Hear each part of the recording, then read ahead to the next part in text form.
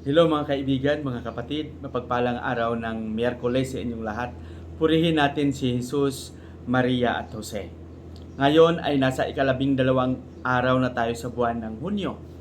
At para sa akin bilang Pilipino, ito ay isang araw, ito ay ang araw na kung saan kinikilala natin ang ating independensya, ang pagkaroon natin ng kalayaan, ika nga, no, na naging bunga ng mga pagkilos, bunga ng pakikibaka, bunga ng pagsisikap ng ating mga bayani, ng ating mga kapwa Pilipino upang makamit lang ang kalayaang ito.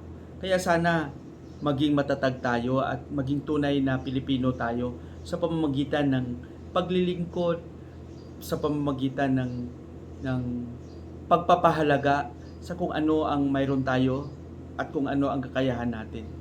Sana magtulungan tayo na makamit natin ang tunay na kapayapaan, tunay na kalayaan sa ating makakaya.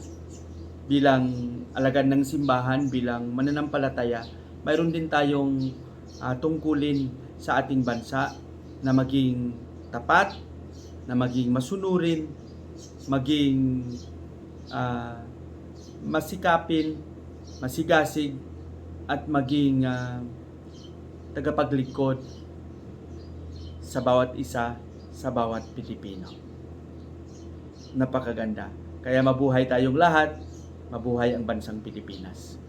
Sa araw na ito, sa araw ng Miyerkules, ang ating pagninilay ay ibabahagi sa atin ni San Mateo, Kapitulo 5, versikulo 17 hanggang 19. Ano ba ang nilalaman ng ating Ebanghelyo sa araw na ito? Dito, sinabi ni Jesus sa kanyang mga alagad na sabi niya, hindi ako pumunta dito upang sirain ang kautusan at magtayo ng bagong kautusan. Sabi niya, hindi. Pumunta ako upang bigyan ng saysay at kabuluhan, kahulugan ang mga kautusan ito. Sa bandang huli, sabi niya, ang pinakadakila ay yung mga taong sumusunod, marunong sumunod, magturo at magturo sa kautusang ito. So siguro para sa akin bilang tao, sino lang ang hindi gusto na maging dakila? 'Di ba? Lahat tayo minsan ay nagpapatalbugan ng mga nakamit sa buhay, ang taas ng ating mga pinag-aralan.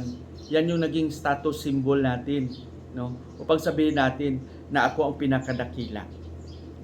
Pero sa paghahari ng Diyos, iba ang pananaw niya kung sino ang mga pinakadakilang ito.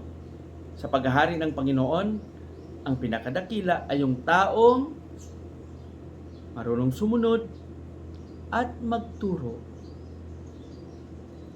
sa napakahalagang kautusan. Ano ba ang kautusan? Mahalin ang Diyos sa lahat. Buong puso, buong pag-iisip, buong pagkatao. Pangalawa, mahalin mo ang iyong kapwa gaya ng pagmamahal mo sa iyong sarili. Ito yung kautusan. Kung masunod natin yan, maging halimbawa tayo, hindi lang sa salita kung hindi sa gawa, tayo ang pinakadakila. Sana magsikap tayo na maging kabilang sa mga dakila sa paghahari ng Panginoon. Pagpalain nawa tayo ng Panginoon. Sa ating panalangin, Panginoong Hesus, turuan mo kaming maging dakila sa pamamagitan ng pagpapahayag at pagsasabuhay ng iyong Ebanghelyo. Amen.